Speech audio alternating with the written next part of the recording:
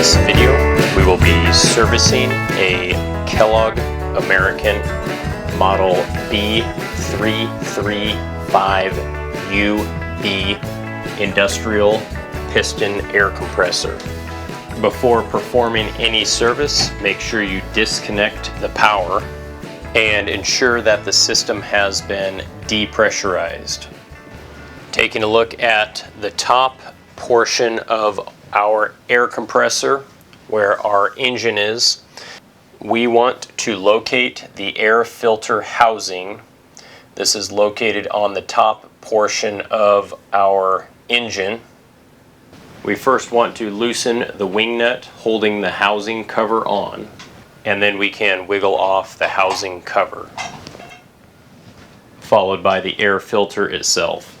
On our air filter housing cover, we can see that the required replacement part number is H43-662.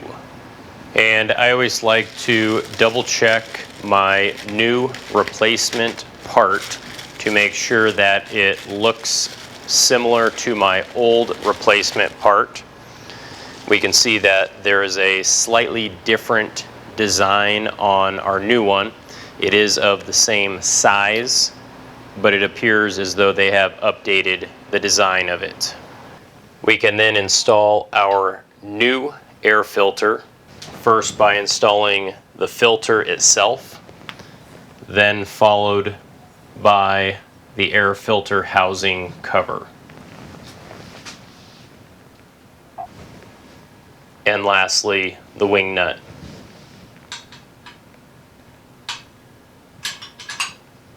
To replace the oil in our air compressor motor, we want to first locate the fill plug. We then want to locate the sight glass, followed by the drain plug.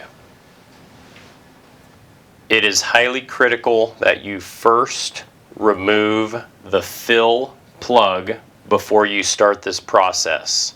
If you cannot remove the fill plug and you drain out all the oil, you have no way to fill it back up.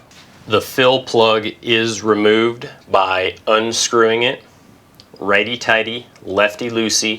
This is a standard right-handed thread.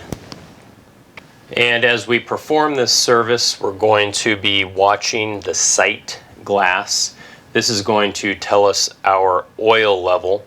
Currently, our sight glass oil level is sitting just below the halfway point. Taking a look at our drain plug, best case scenario, we can just remove the cap at the end.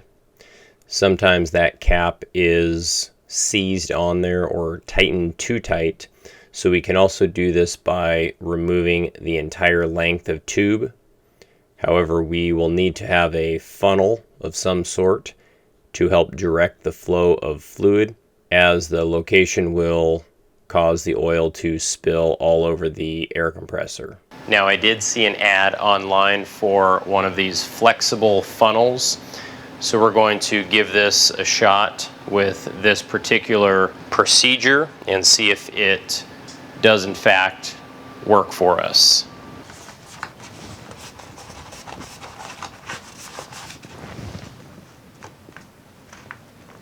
We have that flexible funnel installed, so when we remove the drain plug, our oil should hopefully flow down this flexible funnel into our drip pan.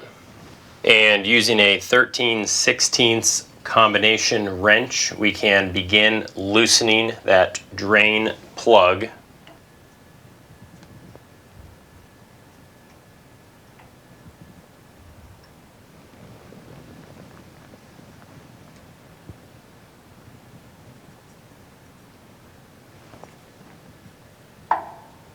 Now, although most of the oil is draining properly, because of how flat this engine sits, we are getting a little bit of oil to move around our flexible funnel. So I've stuffed a towel underneath this to help catch some of the excess oil.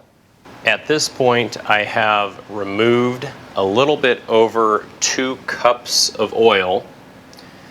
This oil has not been changed for a very long time, and so we're going to be performing an extra step just to help get out some additional oil. I have reinstalled the drain plug and cleaned up the excess oil that kind of oozed around the engine. If we take a look at the drain plug, we can see that it sits a little bit higher than the base of the sump. That means that there is still a fair amount of old oil sitting in the bottom of the pan of this engine. I have a funnel with a flexible end going into my fill location, and I'm going to be using Amsoil's synthetic commercial grade compressor oil to add just enough oil to bring it up to the appropriate level, which is about 1/4 to halfway up the sight glass. Now, because we removed 2 cups of oil, we're going to use about half of the quart. With our sight glass oil level just below the halfway point, we're going to go ahead and install our fill location plug.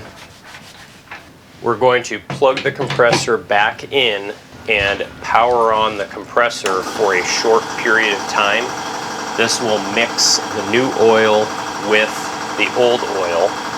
After that, we're going to shut down the compressor, depressurize the air compressor, drain that oil back out, and then go through the process of filling the compressor back up with new clean oil, this time making sure that our oil level is about halfway up that sight glass.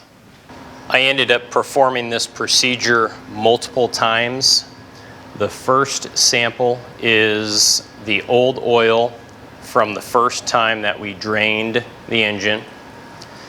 We added oil, ran it, drained it back out. That is the second sample. We took a third sample when we did this process again, and we took a fourth sample when we did this process one last time. As you can see, the oil is getting cleaner, or rather I should say we are cleaning out the inside of the engine. And in comparison, our brand new oil is almost perfectly clear. At this point, we have reinstalled our clean oil.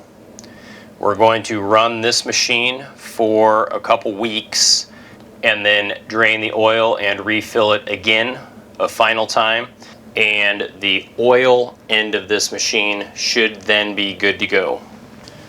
Other maintenance tasks include draining the compressor tank, periodically wiping down the machine and any components just to keep things clean.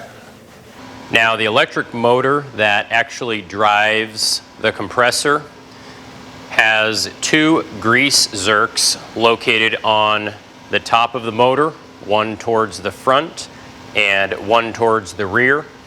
These 2 grease zerks call for Mobil Polyrex EM grease. This is specifically designed for electric motors and lubricating the bearings on electric motors.